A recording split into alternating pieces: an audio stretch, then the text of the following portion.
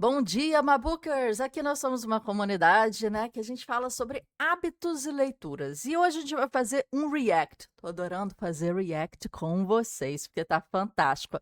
A gente vai trazer o Quentin Tarantino num videozinho pequenininho, quando ele estava num podcast, falando sobre a seu nível de autodisciplina e como ele conseguiu se mudar nesse sentido. É sempre bom a gente ver dicas de pessoas que são expoentes nas suas profissões que têm resultado, que são reconhecidos por tal, não é fama, é reconhecimento, tá? A diferença. E falar como eles passaram certas coisas, porque os problemas são mais ou menos iguais, gente. As dificuldades são mais ou menos comuns e iguais para todo mundo, né? São etapas, parece que são etapas e roteiros que a gente tem que ir galgando, subindo, né? Conquistou uma coisa, quais são os desafios? Os desafios mudam. Então, ouvir uma pessoa assim faz a diferença. E aqui a gente traz uns reacts para trazer os nossos insights, né? Frente à experiência de outras pessoas. Vamos lá? Bem, vou colocar aqui para vocês. O videozinho, ele é super curtinho, mas a gente vai dar umas pausas, tá? Eu vou aumentar aqui o volume para ficar bom aqui para você, só um minuto. E eu vou fazer o seguinte, eu vou colocar a legenda, porque ele fala em inglês, né, minha gente? Então, olha, eu vou colocar a legenda que vai estar em português, vocês vão poder ler aqui embaixo, mas a gente vai comentar aqui também. Então, vamos lá. I did fall asleep for a few years. It was because working at that store, I just got caught up in the little life there, and it's interesting because you spent your 20s going to comedy clubs and building a career. So I'm spending my 20s there, and well, it's one of those things where it's like, well, this isn't my dream. This isn't what I wanted to do, working at a video store for years. I wanted to actually make movies. It's not my dream what I'm doing, but it's dream adjacent. It's close to my dream. It's close to my dream. I get to watch movies all fucking day. I get to talk about movies all fucking day. I don't. É engraçado como a gente chega em certos momentos da vida, entre mais ou menos 20 e 30 anos, a gente começa a se questionar isso, a gente começa a questionar para que caminho a gente está, eu estou indo, né? Eu estou no caminho certo, é isso que eu quero fazer da vida, né? E aquilo se torna cada vez mais uma pergunta mais imperante. Existem momentos da vida em que a gente se pergunta mais isso, mas ali o que ele está falando é o seguinte: eu estava perto o suficiente para sentir um pouco de prazer disso. Quer dizer, ele trabalhava numa locadora, ele estava perto de filmes, que é o tema que ele gostaria de estar atingindo, mas não a atividade que ele gostaria de estar atingindo. Ele estava vendo vários filmes, aumentando o repertório, o que para a carreira dele é bom, o que para o background dele é bom. Pega o seu cafezinho. Então ele já estava num ambiente que tinha a ver com o seu desejo. Muitas vezes a gente não está. Eu, por exemplo, trabalhei no mercado de petróleo por 10 anos. Não é o tema que eu gostaria de estar lidando. A arte, criatividade, aprendizado, leitura, desenvolvimento pessoal, né? Esses são os nossos temas aqui, né? Na nossa comunidade do Mahub, do Mabook Club, né? E eu não estava nem perto disso. Eu estava em ambientes completamente diferentes, tanto que eram diferentes, em que a gente fala a área de humanas, né? E a área de exatas. Elas estão divididas até na formação, quando você começa a escolher para que área você vai, né? Então, mas ele já estava inserido. E esse é o primeiro start de pensamento que a gente, né, deve ter, né? Estou dentro do tema que eu gostaria de me desenvolver, né? Se eu gosto de cozinhar, eu estou perto de uma cozinha, eu estou no ambiente de cozinha, eu estou no ambiente de restaurante, ou eu estou em petróleo, né? Se eu gosto de arte, eu estou trabalhando numa galeria, tem a ver. Eu estou trabalhando, né, como professora de arte, eu estou curadora de arte, eu tô no círculo dourado em volta do tema, ou nem no círculo cheguei, né? Bora lá. don't have to work at a pizza parlor. I don't have to. I'm not delivering pizzas. I'm not busting ass as a bartender. I'm not busting ass doing menial jobs. I mean, this is the kind of job that I do if I'd go to the store if I wasn't paid to go to the store. So it's like but for a couple of years it did put me to sleep. It did kind of put me to sleep. It put my ambitions to sleep for a little bit because I was. Pôs as ambições dele para dormir por alguns anos, porque ele estava num ambiente em que ele realmente ele estava tendo uma ressonância com o desejo dele. O problema é quando ele coloca, deixou, e a gente parou aqui numa frase muito boa, deixou minhas ambições de lado por um tempo. O que ele fala em inglês não é isso literalmente, é que deixou minhas ambições dormindo por um tempo. Esse é o termo que ele utiliza em inglês. É como se fosse em stand-by, em pausa, né? Não é que ela deixou de lado, né?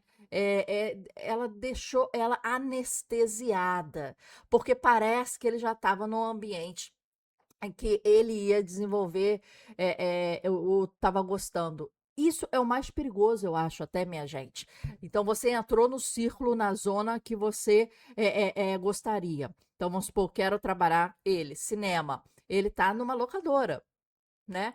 Que não tem nada a ver com fazer cinema em si, porque ele poderia estar trabalhando de assistente de produção, assistente de direção, ele poderia estar ali contra a regra, né? Quem ainda não é, mas ele estava dentro de um estúdio. Mas ele tá ali na bordinha desse círculo dourado, sabe? Do tema. Ele tá ali trabalhando no primeiro estágio. É como se ele estivesse entrando numa faculdade de cinema e estivesse ali nas primeiras aulas. Porque ali ele tá tendo informação, dados, referências. Você vê, ele tá assistindo muito filme. Ele falou, eu conseguia dormir. As minhas ambições estavam adormecidas, anestesiadas. Eu gosto da palavra anestesiada, porque ele estava começando a entrar no círculo dourado. O problema que eu estava falando, é que tá aí, é se ele se estagnar nesse ponto aqui. É que se ele achar que isso aqui é suficiente, né? Para uma pessoa que quer fazer filme, ficar numa locadora, né? Trabalhando. E ele falou, eu não estava de garçom, de garçonete e tal, que seria um outro círculo, né? Seria, de repente, quem quer fazer uma comida, quem quer trabalhar com atendimento ao público, etc e tal. Tá, ali já estaria ok. Então, primeira pergunta, você tá no seu Golden Circle, você tá no seu círculo dourado do tema que você quer, né? Ele estava entrando na bordinha, porque ele estava começando a ter acesso a informações e a um catálogo para que ele aumentasse o seu repertório de conhecimento. Esse é um ponto, tá? Vamos continuar. Aqui e aqui. Be enough. Yeah.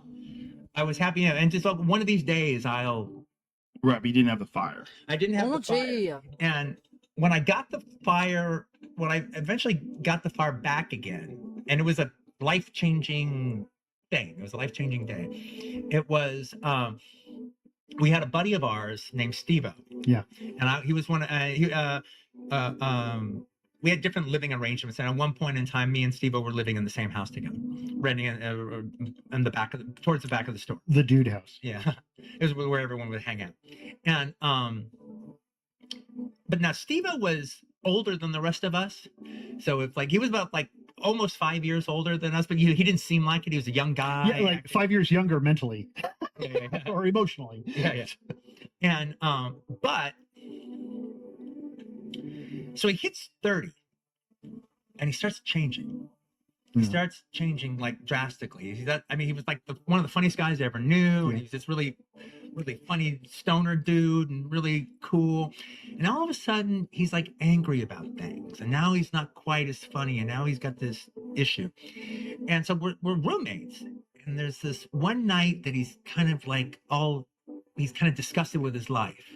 And he starts ranting, and he's describing a situation that was very common if you were a kid growing up without a degree or anything in the 80s, especially in California, where it's like you can't get any really good jobs, but like you could work at Licorice Pizza. And if you're an okay employee, you could like work at Licorice Pizza for a couple of years, and maybe you could even become assistant manager or a manager, and maybe they send you to another store, and maybe you work there for 3 years, and that's really great. But then, you know, all of a sudden, the district manager doesn't like you. You run afoul of somebody higher up in corporate, and all of a sudden, next thing you know, you're fired and you're on the street. Again, it's management. Yeah. Yeah. Okay. And so now you've just spent 3 years at Licorice. Aqui ele tá falando de um cara que tá chegando na borda dessa faixa de 30 anos de idade. Então, quer dizer, momentos de mudança de mindset, de revisão de vida. Já teve desses momentos em que a gente chega e são bem, assim, pontuais, né? E específicos momentos que são viradas de década. Os 20, os 30, os 40, principalmente, 50, 60, 70, né? Quando fecha a década, na verdade, 2 anos ou 1 ano antes, então o 38, o 39, o 28, o 29, né? A virada, para mim, não foi tão dramática assim, mas a véspera foi a pior. A véspera de 30, a véspera de 40, foram momentos assim, cara, deixa eu fazer esse trabalho que ele está fazendo aqui, deixa eu pensar, deixa eu analisar, né? Deixa eu ver aqui o que é que tem para mim, que caminho eu tô tomando, tá bom, não tá bom, o que eu já conquistei, né? E aí e a gente tem mudanças físicas, mentais, de estado, né, de espírito, porque a gente começa a se colocar à frente às cobranças da sociedade. Eu tenho um filho, eu casei, eu tô rico, eu tenho meu apartamento, eu tenho meu carro, eu tenho um segundo filho, eu tenho, né? E aquelas cobranças começam, né? Vamos lá. Pizza. Now you could get a job at TRW or some places like a real job, or well, those are kind of hard to get, but you can work at Warehouse Records and Tapes tomorrow because you just had 3 years at Licorice Pizza. Same thing with Wild West Clothier, same thing with Miller's Outpost, same thing with any of these kind of stores. Next thing you know, you're 28. And the only jobs you've ever had are minimum wage jobs behind a counter that were designed for kids to pay for their gas. Agora coloca 38 anos, 48 anos, 50 anos, esses pensamentos, tipo, agora só o trabalho que tem para mim é um trabalho que, tipo, ele falou assim, que paga pouco, né? Foi o que ele colocou aqui.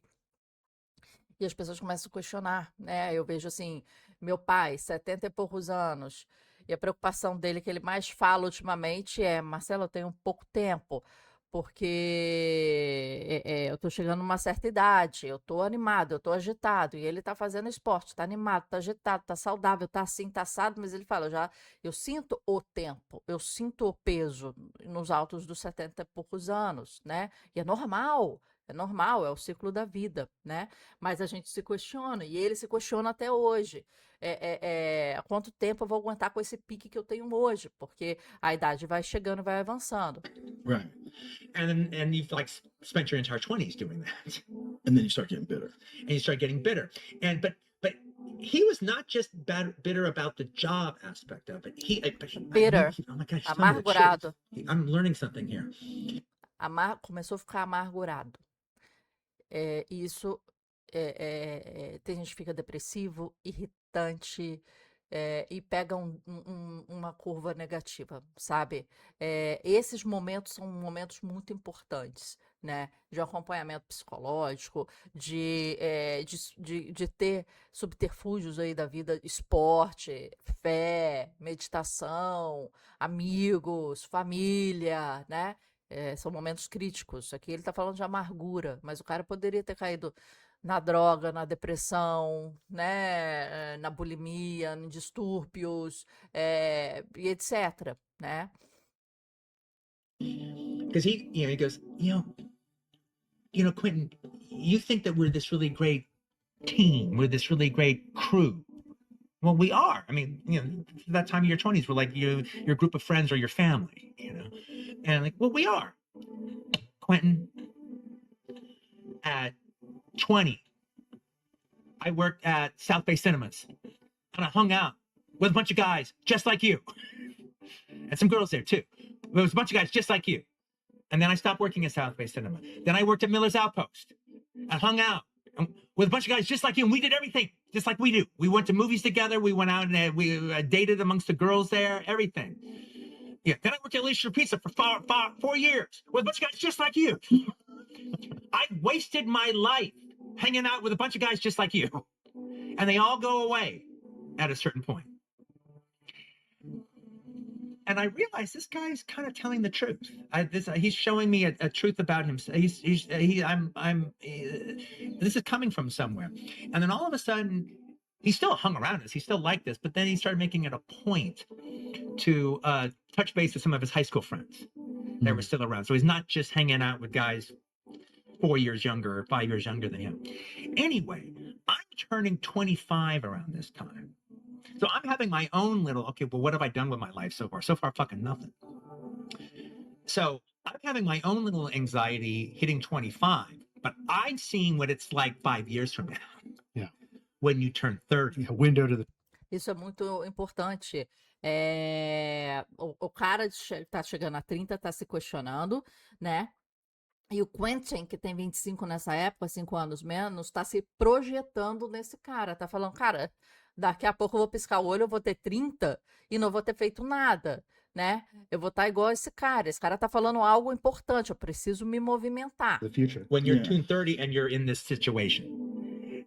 And there was like one night that I had what I used to call, I would do it every once in a while. I haven't done it in a long time, thankfully. I would have a Quentin to Test Fest where I'd stay up all night long. And rather than give myself excuses, I would look at everything that I'm fucking up in my life or everything I'm not doing or whatever, and just not give myself any fucking excuses out, just like nail it. And I would spend like all night laying out everything I'm doing that's wrong. And then I would spend the last 2 hours figuring out how I can change it. Mm. And as opposed to just doing it and then going to get some sleep and then you forget about it and fall back into your, your routine, I decided to change my life. I was like, look, the problem is that I'm living in the South Bay, and even though I drive to Los Angeles, I got to not worry about this job anymore. I got to just move to Hollywood. I got to get involved there. I got to meet other people that are in the business. And then if I have to work manpower jobs, where you just work like 4 days at this place and 4 days at that place, well, then that's fine. And by the way, I shouldn't be making money until I'm making money doing what I want to do. Mm. And not that that was ever a danger. All right. But then, the next thing I knew, I moved out of the South Bay. And then I couldn't move into Hollywood. I couldn't afford Hollywood, but I could afford Koreatown. And that was close enough. And literally the minute I kind of moved out there, I met a guy who wrote low budget horror movies. And then through him, I met other guys that wrote low budget horror. Uma coisa que eu ouvi muito interessante de um cara americano foi que alguém fez uma pergunta sobre estratégia, e ele falou assim: isso não é estratégia por si só, estratégia de marketing que ele estava falando. Ele falou assim: isso é logística, isso é posicionamento logístico. E eu falei assim: ué, como é posicionamento logístico? Ele falou assim: você está tentando vender. Por que você vai tentar criar uma base de venda, criar, ensinar que as pessoas precisam disso, como isso é bom, como isso pode ajudar? Não, vai aonde as pessoas já estão querendo, já entenderam. Né? Já passaram do nível do conhecimento, né? De saber que tem um problema, saber que existe a solução, né? E saber que a solução pode ser você, né? Não fica tentando entrar num mar onde não tem peixe. Vai para um mar, coloca o anzol onde os peixes já estão com muita fome. E aí, quando você vai jogar o seu anzol, você vai localizar, né, o seu anzol por estratégia georreferencial, já vai estar muito forte ali, entendeu? Assim, a galera vai estar, eu estava só esperando você chegar, a gente estava querendo isso. Puf! Porque eles têm conhecimento que eles têm um problema, conhecimento que eles precisam de uma solução e que existe solução, né? Então, eles estão cientes de si, cientes do mercado e vão estar só cientes de você. Você não precisa dar aquele aprendizado antes, né? Então, ali, a estratégia dele ali, inicial, foi uma estratégia de logística, né? Eu vou sair de perto dessas pessoas, eu vou entrar num local onde eu vou poder ter uma troca do jeito que eu quero, né? E isso é interessante. Vamos lá. movies, and this guy who directs a few a little bit, and this guy who produces a couple. And well, but Networking. yeah, you meet one person and that introduces you to 3 other people. Now all of a sudden I actually knew people who were actually making movies. And the thing about it was like, also, well, if these guys can do what I can do, because they weren't too special, Right. Yeah. you know. That's the weird realization that you end up having. Yeah, and then literally it wasn't like everything changed, but like within a year and a half from moving out of the South Bay, moving into the Hollywood area, within a year and a half, I was finally able to make a living as a writer.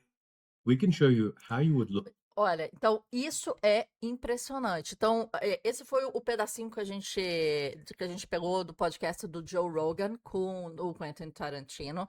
E o que ele termina falando não foi tão instantâneo, mas daqui a um ano, vendo pessoas fazendo o que eu gostaria de fazer e desmistificando que eles são tudo isso, na verdade, né? Ele falou assim, cara, esse cara é um cara comum que faz isso que eu gostaria de fazer. E se ele faz, eu também posso. Esse é o grande mindset que a gente tem, né? Se ele faz, e esse cara é assim, e você conhece as limitações, as projeções, as habilidades e tal, eu também posso fazer isso, né? Também tá na minha alçada. Aí faz assim, ó. Dá uma chave que vira. E se ele faz, e eu posso, e eu já tô aqui do lado disso, eu vou fazer. Eu vou fazer. Então, a estratégia dele foi uma estratégia logística. Vou me aproximar. E ele já estava no ambiente que ele estava tendo os inputs e as informações. Mas ele não estava dentro do Golden Circle. Ele não estava dentro desse círculo dourado. Porque ele não estava onde as pessoas fazem o que eles gostariam de fazer. Ele estava onde as pessoas gostam do que ele gostaria de fazer. A videolocadora. E ali ele conseguiu bagagem, ele conseguiu referência. É como se fosse a grande faculdade dele ali, né? E foi importante. Mas ele precisava estar onde as pessoas fazem o que ele gostaria de fazer. Ação com ação. Fazem o que ele gostaria de fazer. Fazer e fazer. Né? E aí ele foi se aproximando do miolo desse círculo dourado, né? Interessantíssimo isso. O que vocês acharam? Deixa o seu comentário aqui abaixo e já parte para o próximo react, que aqui a gente traz só o suprassumo, tá joia? Se quiser ir além, tem a nossa comunidade, todas as informações estão aqui abaixo. Se quiser andar com a gente, se localizar com a gente, passar a fazer o que a gente faz, a ter os resultados que a gente tem. Te espero lá.